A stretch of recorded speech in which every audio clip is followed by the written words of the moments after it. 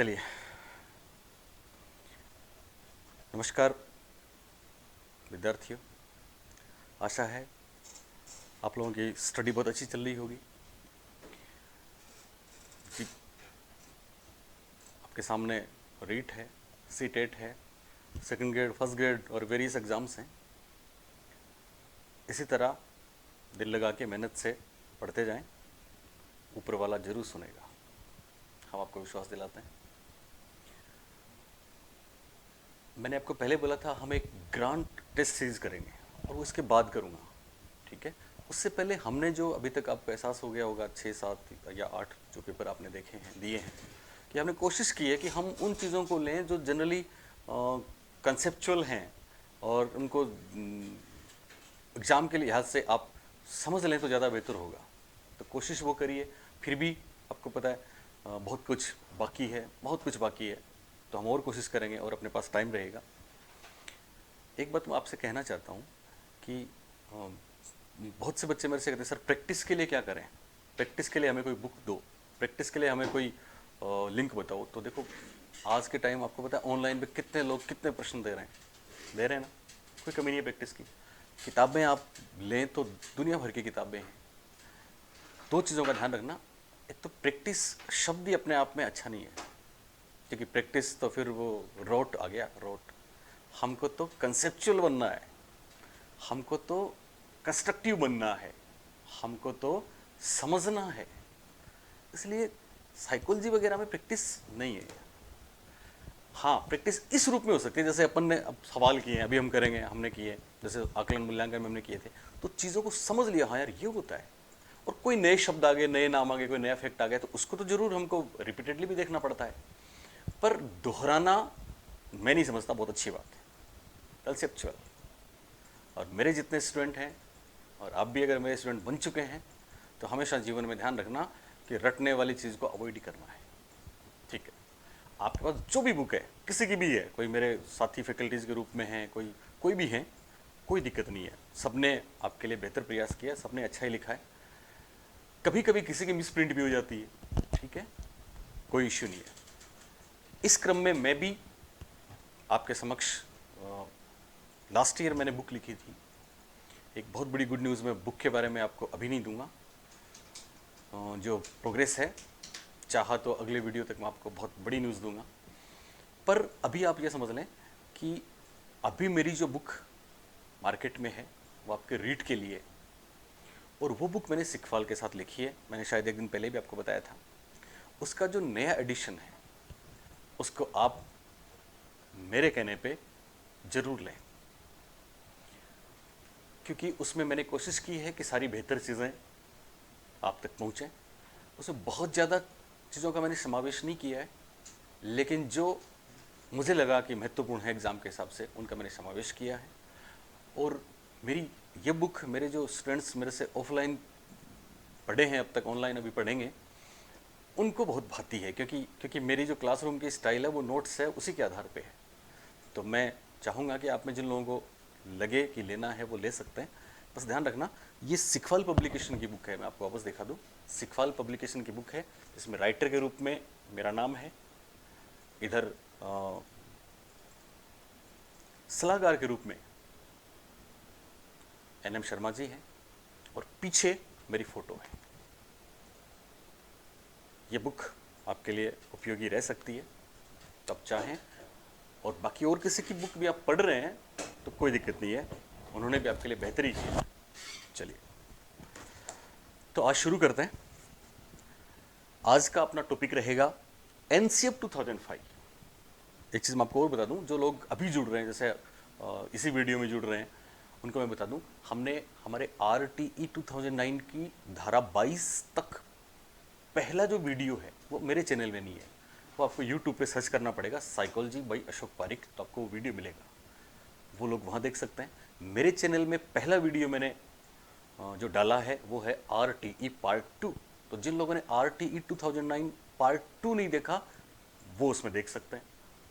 जिन लोगों ने RTE part first नहीं देखा, पार्ट फर्स्ट नहीं लिखा हुआ उस पर, वो सेम एक ही दिन की रिकॉर्डिंग है, तो आपको वो पीछे सेमिनार वाला और वो सीन दिख जाएगा मेरा, आप समझ लोगे हाँ ये वो है, ठीक है। दूसरा वीडियो जो मैंने डाला उसमें वो NCF 2005 का डाला है, वो भी उसी समय का है। कुछ बातें और भी हैं जो उस वीडियो में के अलावा मुझे आपसे करनी है, वो मैं करूँगा NCF की बाद में भी, और कुछ यहाँ भी करूँगा। तीसरा, अपना मॉडल पेपर शुरू हुआ है, अपनी एक तरीके से कहें तो टेस्ट सीरीज़ का आगाज़ था ये, जिसका ये 8 नंबर का मॉडल पेपर है, ठीक है। चलिए,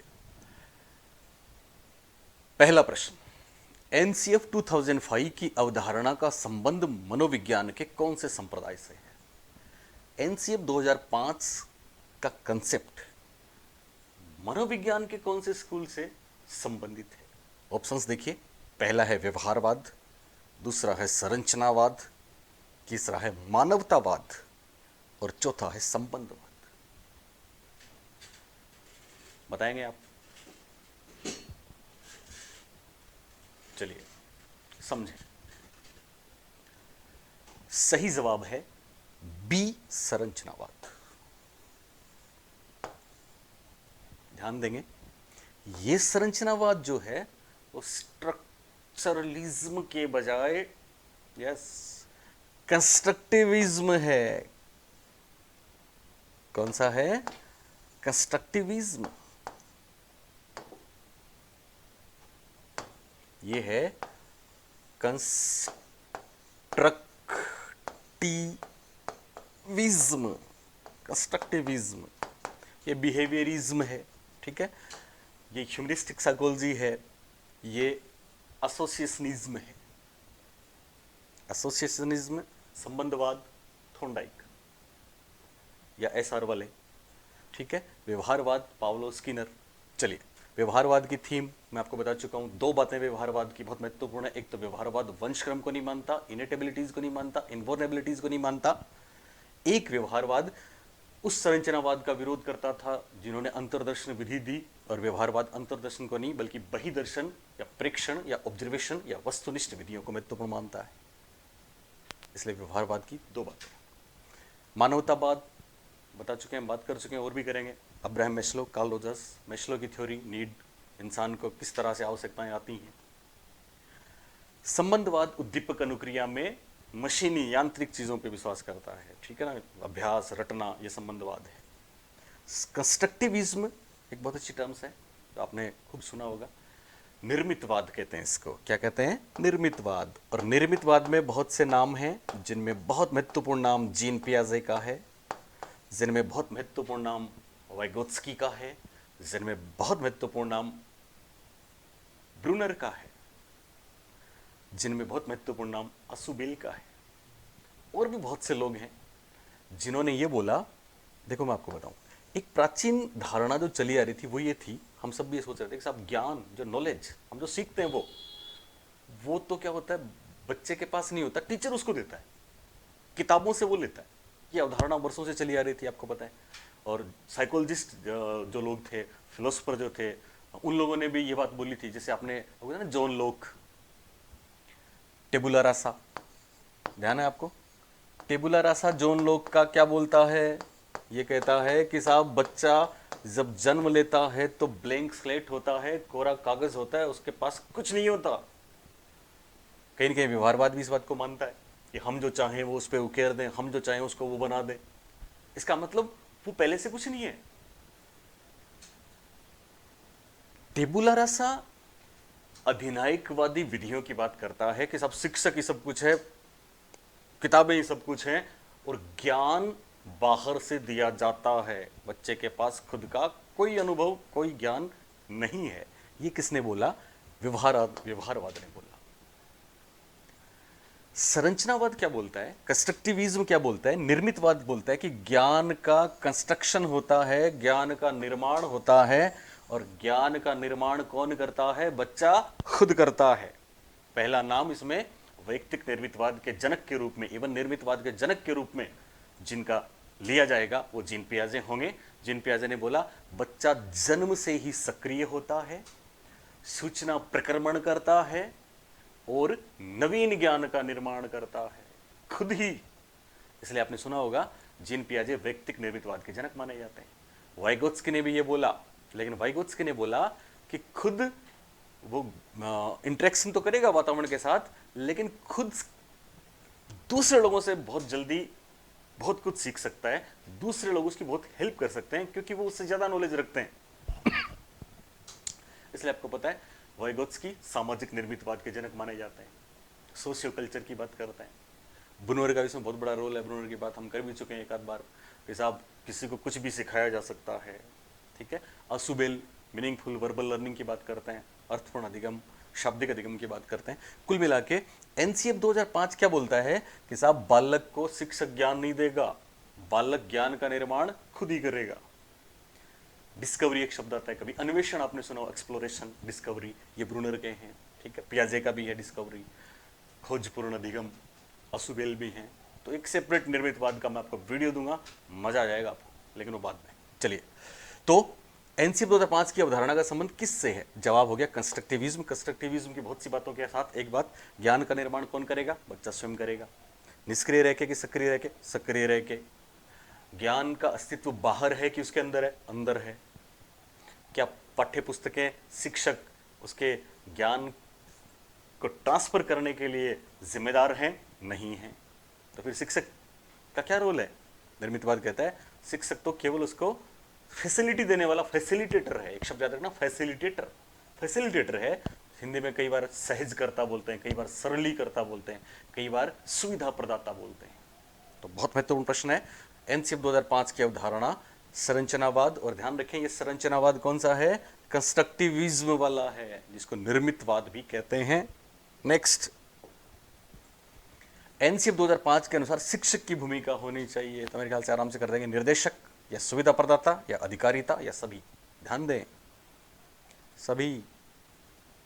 निर्देशक इंस्ट्रक्टर, सुविधा प्रदाता फैसिलिटेटर, अधिकारिता डिक्टेटर, सभी।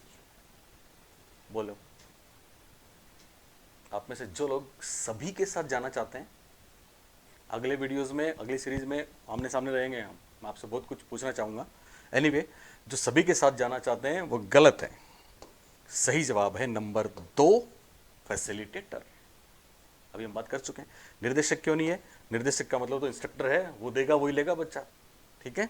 या अधिकारिता, वही वाली बात है। इसका मतलब राइट आंसर है बी, शिक्षक फैसिलिटेटर है, सुविधा प्रदाता है, सहज करता है, जो उसकी ज्ञान प्राप्ति के मार्ग में उसकी सहायता करता है, सपोर्ट करता है।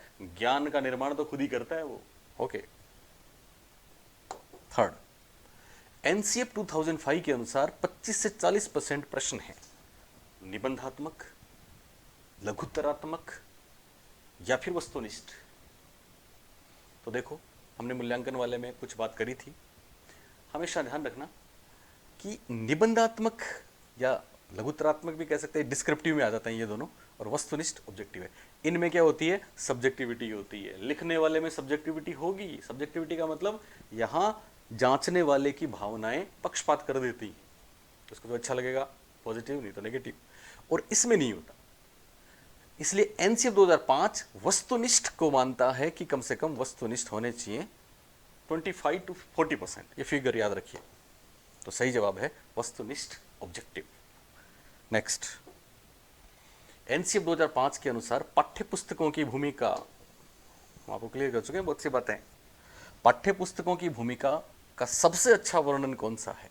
ओके, ऑप्शंस देखिए ध्यान से। पहला ऑप्शन है वे कक्षा में उपलब्ध संसाधनों में से एक हैं, वन ऑफ द रिसोर्सेज। वे एक राज्य में सीखने में एकरूपता बनाए रखती हैं।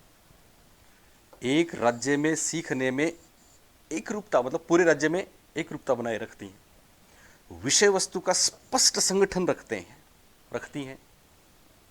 शिक्षक का सहारा हैं।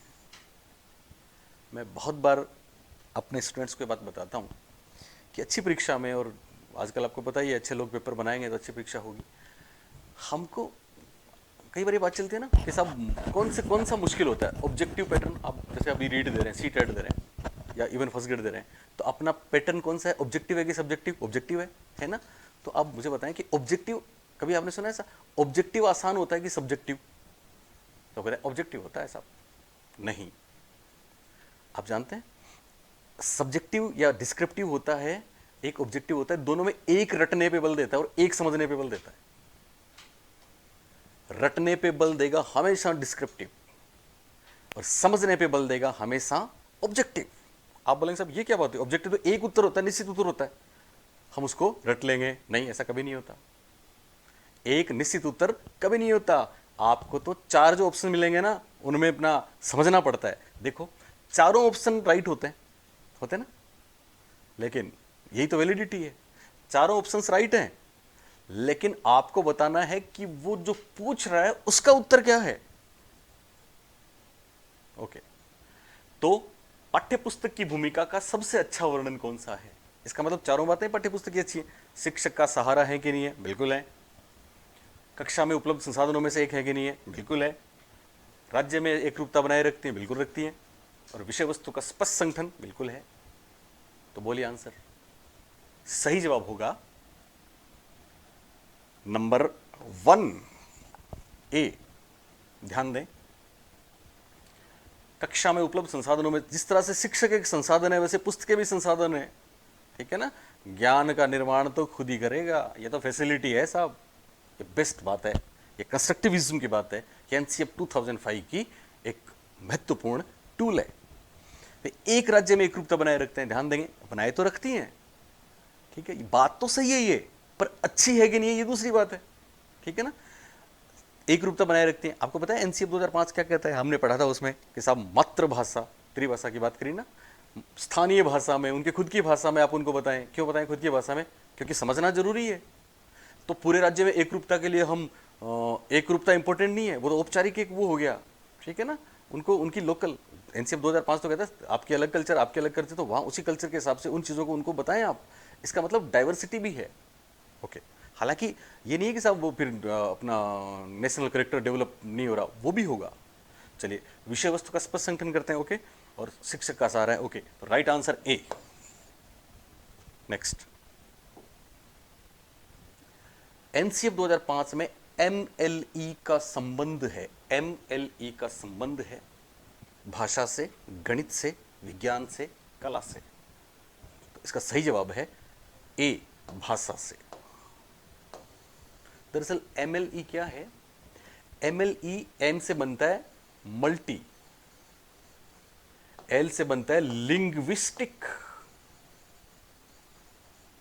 और ई से बनता है इफिशियंसी।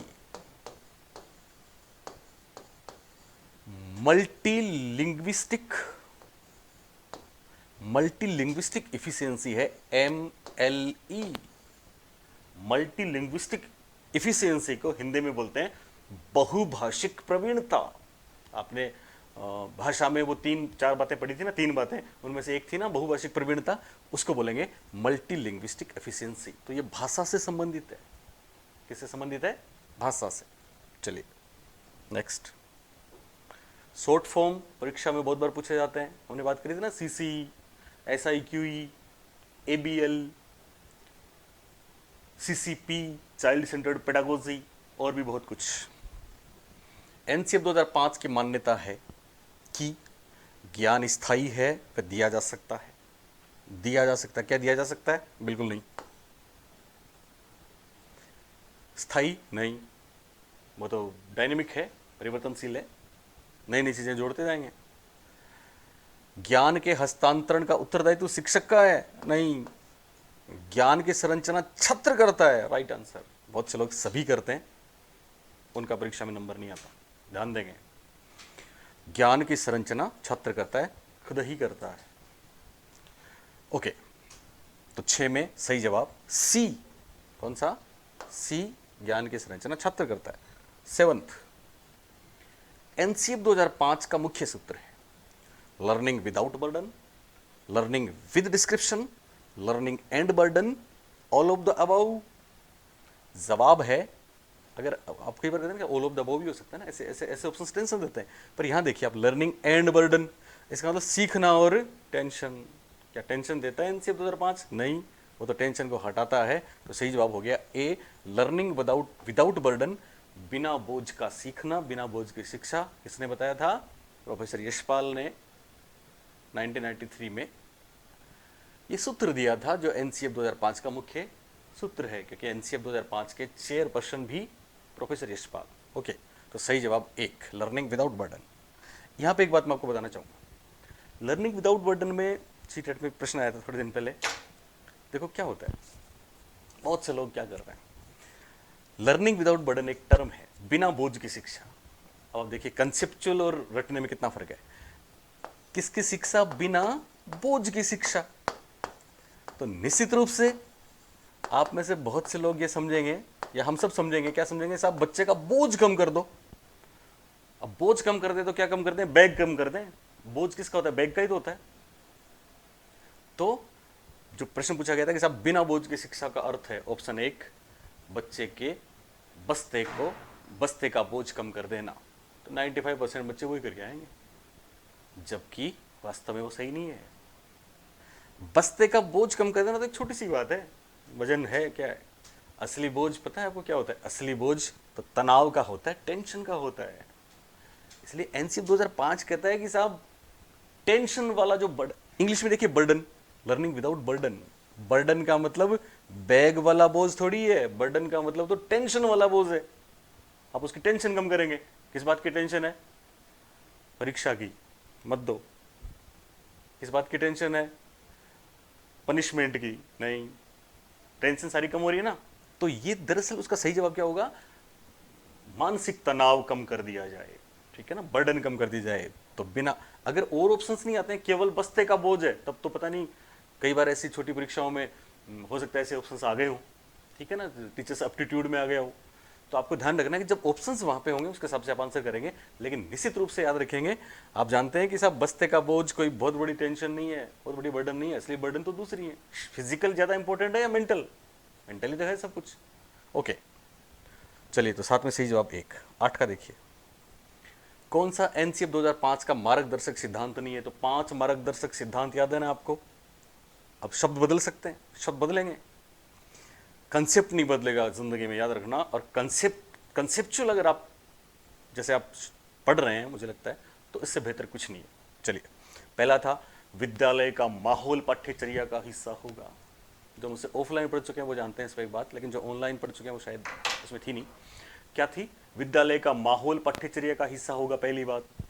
यानी एनसीएफ 2005 क्या कहता है? एनसीएफ 2005 कहता है कि किताबों के अलावा भी जिंदगी है, माहौल। मुझे भी मेरे स्कूल में जब मैं था तो एमएचआरडी का एक आदेश आया था। सभी इंडिया के हर स्कूल में एचएम को, टीचर्स को आदेश मिला था कि आप बच्चों को एक आदेश सुनाएं। दरअसल वो उससे कोरिलेट करता है, वो उस पर डिपेंड है। और वो दरअसल प्रोफेसर यशपाल का एक स्टेटमेंट था जो हर स्कूल में दिया गया। पता है क्या दिया गया? बच्चों को जिंदगी से जोड़ता है एनसीएफ 2005, किताबों से हटाता है। किताबों, केवल किताबें पढ़ना नहीं है, ठीक है ना, बाकी दूसरी चीज़ें भी तो हैं, और भी गम हैं जहाँ में, चलिए, और भी अच्छी बातें हैं जहाँ में किताबों के सिवा, ये तो बताता है एनसीएफ 2005। तो वो जो आदेश था वो क्या था? 2 लाइनें, जिन आप में से जिन लोगों ने सुनी है कोई बात नहीं। पहला निर्देशक तत्व था विद्यालय का माहौल पाठ्यचर्या का हिस्सा हो, वातावरण पाठ्यचर्या का एक भाग हो। वो आदेश आया था, सुने आप क्या था? कि बच्चों, मतलब कैसा लगेगा बच्चों को, एक प्रिंसिपल, एक टीचर ये बोल रहा है सबको कि बच्चों आज के बाद एक आदेश है, उसका पालना करना, सरकारी आदेश है। बच्चे बोलते हैं ओके। बच्चों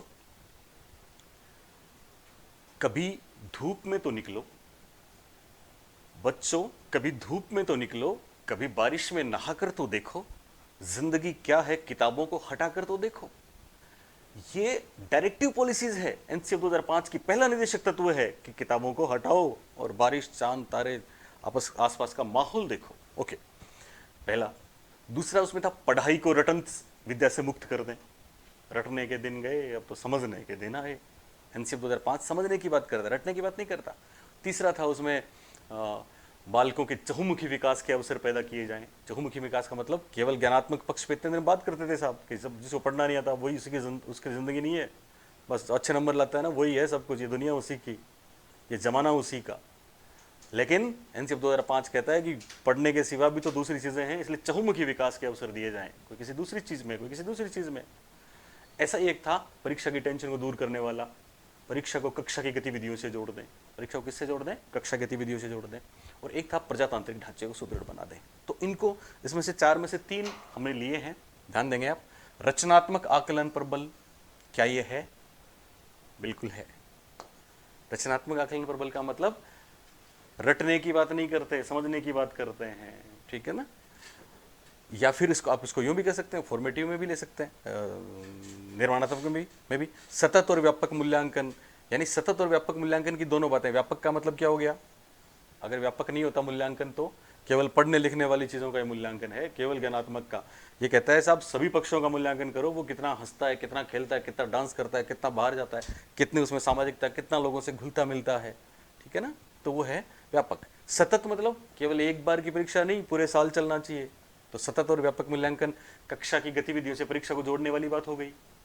सभी छात्रों की भागीदारी, प्रजातांत्रिक ढांचे को सुदृढ़ बनाया जाए, पाठ्य पुस्तक व औपचारिक वातावरण, ये नहीं होता तो नहीं है डी। नेक्स्ट, त्रिभाषा सूत्र। मेरा जो वीडियो था उसमें मैंने ये प्रश्न इसलिए लिया अभी कि बहुत से लोग कंफ्यूज ना हो। त्रिभाषा सूत्र की पहली संस्तुति किसने दी है? विश्वविद्यालय आयोग, या माध्यमिक शिक्षा आयोग, या राष्ट्रीय शिक्षा आयोग, या मेहरात्रा समिति? तो इसका सही जवाब है राष्ट्रीय शिक्षा आयोग। पहले तो इनके बारे में आपको ध्यान ही होगा। विश्वविद्यालय आयोग देश का, ये 3 बहुत प्रसिद्ध आयोग हैं, आपको पता है। पहला आयोग था जिसको हम राधा कृष्ण आयोग भी कहते हैं। कौन सा आयोग बोलते हैं? राधा कृष्ण आयोग भी। और आपको ध्यान है ये कब आया था? ये आया था 1948-49 में रिपोर्ट दी। माध्यमिक शिक्षा आयोग का दूसरा नाम क्या था? माध्यमिक शिक्षा आयोग का दूसरा नाम है मुदालियर।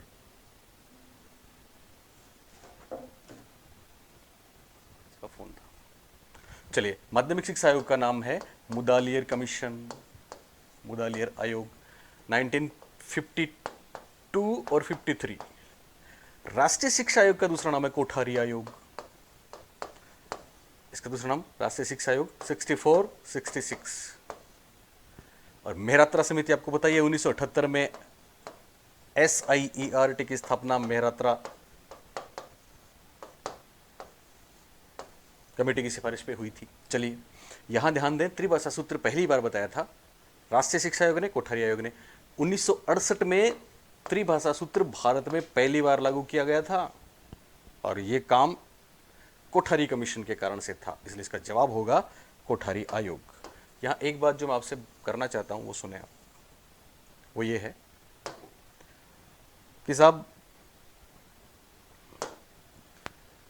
त्रिभाषा सूत्र वहां पे हमने बात करी थी, ठीक है ना, त्रिभाषा सूत्र में आपको याद है हमने वहां पे बात करी थी कि पहला जो सूत्र है त्रिभाषा सूत्र का, उसमें मातृभाषा के साथ, उसमें यह था कि मातृभाषा के साथ साथ आदिवासी भाषा को भी शामिल करें। आदिवासी भाषा का मतलब क्या था? आदिवासी भाषा का मतलब उनकी खुद की लैंग्वेज, बच्चों की जो बोलते हैं घर पे, रीजनल लैंग्वेज है, ठीक है ना। तो पहला सूत्र हुआ ना मातृभाषा। अब वो जैसे मैंने वीडियो में भी दिया है, अगर मातृभाषा हिंदी है, ठीक है ना, क्योंकि मोस्टली हिंदी मातृभाषा, हिंदी बोलते हैं, तो मातृभाषा हिंदी आ जाएगी, तो इसमें हिंदी आ जाएगी, ठीक है। तब उसका दूसरा सूत्र होगा अंग्रेजी। और अपने यहां पे चाहे सीटेट दें, राजस्थान में दें, ये यही फॉर्मूला आपका सवाल सही करा देगा। और तीसरे में थी वो आपकी MLE, मल्टीलिंग्विस्टिक एफिशिएंसी, बहुभाषिक प्रवीणता, ठीक है ना, उसमें कोई और भाषा, ठीक है। पर ध्यान देंगे आप, भारत में ही बहुत सी जगह, जैसे साउथ की बात करें, तो अगर मातृभाषा हिंदी नहीं है, ठीक है ना, ये ध्यान देंगे आप, तो उनकी जो मातृभाषा, उनकी लोकल लैंग्वेज है, तो एक तो वो हो गई, ठीक है ना। फिर नंबर 2 पे ध्यान देना, वहां पे नंबर 2 पे अंग्रेजी। मैं नहीं समझता कि साउथ के किसी टेट के स्टूडेंट्स मेरे को अभी सुन रहे हैं तो वो इस बात को नहीं समझते हैं, वो जरूर समझते होंगे, ठीक है ना। ये अपनी बात है, अपनी जहां पे हिंदी मातृभाषा थी वहां 2 नंबर अंग्रेजी आ जाएगा।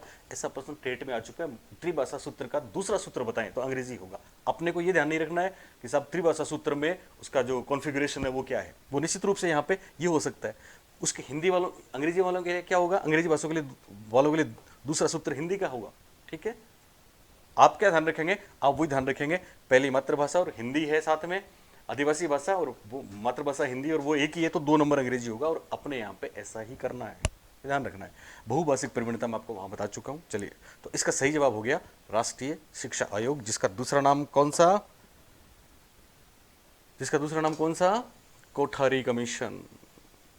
चलिए साहब, नेक्स्ट। अच्छा सॉरी, आखिरी प्रश्न, जेंडर रूढ़िबद्धता को दूर करने के लिए, दरअसल ये बद्धता ऐसे होता है, जेंडर रूढ़िबद्धता को दूर करने के लिए एक शिक्षक के रूप में आप क्या करेंगे? बहुत महत्वपूर्ण प्रश्न। इस पर जरूर एक समावेशी शिक्षा, जेंडर गारंटी रहेगी मेरी। आप जब परीक्षा देने जाएंगे आप तो इस कॉन्सेप्ट को, अभी इससे पहले सीटेड हुआ था, मेरी एक दिन की कोई क्लास थी, मैं आपको बताऊं, उस क्लास में मैंने जेंडर पे बात करी। और मेरे बहुत से बच्चे जो देख रहे होंगे उस बात को जानते होंगे, मानेंगे। मैंने पुरस्कार पे बात करी, मैंने अभिप्रेरणा की बात करी, मैंने अनुभव प्रश्न पूछने की बात करी, और शायद वो उस एक दिन की बात में, पता है, सीटेट में उसी एक दिन की बात में 10 प्रश्न सही हो गए, 10। आप सोच सकते हैं, क्योंकि कंसेप्ट होता है, और एक बार आपने कंसेप्ट देखा तो फिर कोई दिक्कत आती नहीं है, क्योंकि जेंडर पे 3, 4, 5 प्रश्न थे। चलिए, तो जेंडर रूढ़िबद्धता को दूर करने के लिए एक शिक्षक के रूप में आप क्या करेंगे? पहला ऑप्शन है, लड़कों को साहसी कार्यों में शामिल करेंगे, ठीक है। लड़कियों को कलात्मक कार्यों का गृह विज्ञान में, कलात्मक कार्यों वह है ये, कलात्मक कार्यों एवं गृह विज्ञान में निपुणता हेतु प्रोत्साहित करेंगे, ठीक है। उन्हें अपारंपरिक भूमिकाएं देंगे, और सभी, बोलिए, सोचिए, खुद का इवेल्युएशन करिए।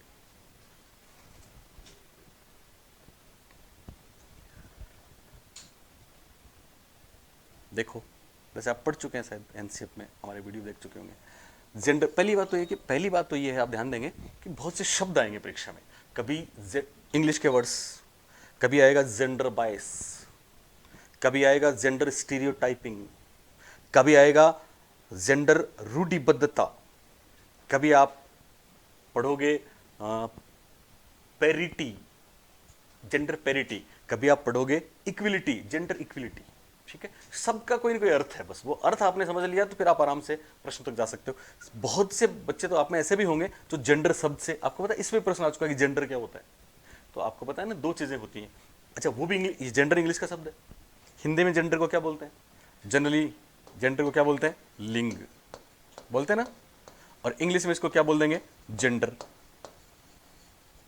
और पता है एक और शब्द आपने कभी पढ़ा हो इंग्लिश में, सेक्स। कौन सा शब्द? सेक्स। उसको भी हिंदी में लिंग बोलते हैं। हालांकि इसको यौन, इसका सही जवाब है, पर लिंग भी है। अब ध्यान देंगे आप, हिंदी में तो इधर भी लिंग है, इधर भी लिंग है, कोई फर्क नहीं हुआ। इंग्लिश में फर्क हुआ सेक्स और जेंडर में।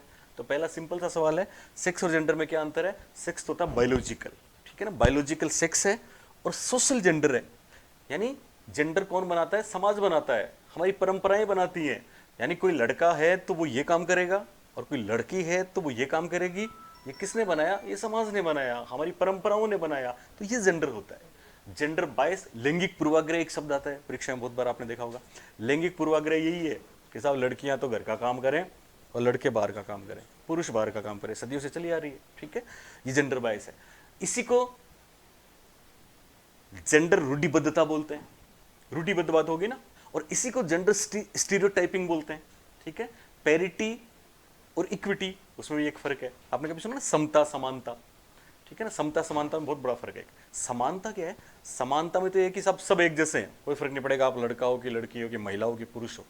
जैसे अभी हो ही रहा है ना, अपने यहाँ भर्ती निकालते हैं पुलिस में, तो लड़की है कि लड़का, कोई फर्क नहीं पड़ता। लेकिन अगर मानदंड अलग अलग रखते हैं तो फर्क पड़ता है। इसका मतलब हम उससे उभरे नहीं है, समझ रहे हो ना। बहुत बार आप देखते हो ना, बहुत जगह, हर जगह ऐसा होता है। तो क्या था? समता और समानता। ध्यान रखेंगे, समता और समानता की एक बेहद महत्वपूर्ण बात आपको बताने जा रहा हूँ। समानता में कोई फर्क नहीं पड़ेगा। एक सिंपल सा एग्जांपल ले सकते हैं, सब कोई ऐसा काम है जिसको करना है, कोई भी ऐसा काम है, कोई वेट उठाना है या कोई और को फिजिकल वर्क करना है, तो हम आदेश दे सकते हैं। हम वहाँ पे सोचें कि साहब लड़के को भेजें कि लड़के को भेजें, तो वो क्या होगा? तो वो समानता नहीं होगी। समानता तो वो फर्क नहीं पड़ता तू लड़का है कि लड़की है कि पुरुष है कि मेल है, ये कर, ये वेट उठाना है तेरे को, ये उठा ले, ओके, ये समानता है। समता क्या है? ध्यान देंगे, समता ये है कि साहब जिनके साथ आज तक अन्याय हुआ उनको सहारा देंगे, और वो बराबर आ जाएंगे ना, तो फिर हम क्या करेंगे? फिर हम सबको समान। जैसे आरक्षण का एक एग्जांपल ले सकते हैं आप। जैसे अभी कोई बोले साहब कोई आरक्षण नहीं है, सब बराबर है, ये समानता है। और कोई बोले समता, आपको ना समता आंदोलन कई बार चलता है, तो वो कंसेप्ट समझिए इसका। कोई बोले नहीं साहब जिन आज तक जिनके साथ वंचित रहे, कहते हैं ना वंचित रहे, दलित रहे, उनको तकलीफ हुई है पहले, तो तकलीफ हुई है पहले, तभी तो आरक्षण दिया है, तो तो पहले उनको बराबर लेके आएंगे, उनको सपोर्ट करेंगे, बराबर लेके आएंगे, ओके, उनका भी तर्क अपनी जगह। जब सब बराबर हो जाएंगे फिर समानता करिए। तो ध्यान रखेंगे, यहां भी वही वाली बात है। अब एक शिक्षक के रूप में आप क्या करेंगे, देखो लड़कों को साहसी कार्यों में शामिल करेंगे, इसका मतलब साहसी कार्य लड़के कर सकते हैं, लड़कियां नहीं कर सकती, इसका मतलब ये तो आप जेंडर रूढ़िबद्धता को बढ़ा रहे हो, दूर थोड़ी कर रहे हो, ये नहीं होगा। लड़कियों को कलात्मक कार्यों व गृह विज्ञान में निपुणता है, तो ये लड़कियां कलात्मक होती हैं, लड़कियां गृह विज्ञान में खाना बनाएंगी, ठीक है, इसका मतलब बढ़ा रहे हैं हम ये तो। उन्हें अपारंपरिक भूमिकाएं देंगे, राइट आंसर। और आपने देखा होगा ऐसा होता है स्कूल में, विद्यालय में। आपको मैंने प्रोफेसर यशपाल का स्टेटमेंट बताया था, एक संयुक्त परिवार है, लड़की घर की बेटी पेड़ पे चढ़ी हुई है, ठीक है, दूसरी बाइक से आ रही है, भाई सब्जी बना रहा है, पापा दूध निकाल रहे हैं, और माँ एक स्टूल पे खड़ी होकर पंखा ठीक कर रही है। प्रोफेसर यशपाल का एक स्टेटमेंट था। इसका मतलब इसमें आपने देखा, पंखा ठीक करना, पेड़ पे काटना और बाइक से आना, तीनों काम किसके हैं? क्या आपने किसी महिला को ऐसा देखा है अपने यहाँ पे करते हुए? क्योंकि रूढ़िबद्धता थी, ये तीनों काम हमने पुरुषों के खाते में चढ़ा रखे थे और यहाँ ये महिलाएं कर रही हैं। और दूध निकालना, सब्जी बनाना, खाना बनाना ये महिलाओं के खाते में थे, तो वो पुरुष कर रहे हैं। इसका मतलब रिवर्स होगा, तभी तो समता होगी। फिर जब सब एक हो जाएंगे फिर कोई बात नहीं। बात समझ में आई आपको? तो दोनों को अलग अलग काम करवाएंगे और इसका असर आप देख रहे हैं। अभी आप जो पेपर देखते हैं, जैसे सीटेट का पेपर, अक्सर आपको पता है पहले सीटेट में या पहले यहाँ पे कई जगह आपने पढ़ा होगा कि साहब एक कुक खाना बनाते समय उसको चखती है, बोलते हैं ना चखती है। तो ये अपने आप में जेंडर बाइस वाली बात हो गई। क्यों? ये किसने लिखा है कि कुक फीमेल है? तो अब पता है, अब रिसेंटली आप देखिए, कुक खाना बनाते समय उसको चखता है। और सी टेट में तो इसका बहुत अच्छा एग्जाम्पल अक्सर मैं देखता हूँ कि एक शिक्षक, हिंदी में लिखा है एक ए टीचर, ठीक है ना, ए टीचर। पहले क्या था? शिक्षक, हाँ पहले शिक्षक भी पुरुष, तो अभी ठीक है ना, तो ए टीचर और आगे पता क्या लिखेगा? शी, एक शिक्षिका। तो इसलिए कि साहब समता का काम कर रहे हैं, पहले उनको बराबर लेके आ रहे हैं। ओके, तो सही जवाब हो गया अपारंपरिक भूमिकाएं देंगे। ये आखिरी प्रश्न था। बहुत बहुत धन्यवाद आपको, बहुत तन्मयता से आप अगर सुन रहे हैं, कंसेप्चुअली सुन रहे हैं, तो निश्चित मानिए बहुत कुछ बदलने वाला है, बहुत अच्छा मिलने वाला है। मेहनत और भी लोग कर रहे हैं, पर हम किसी से कम नहीं रहेंगे। थैंक यू, शुक्रिया।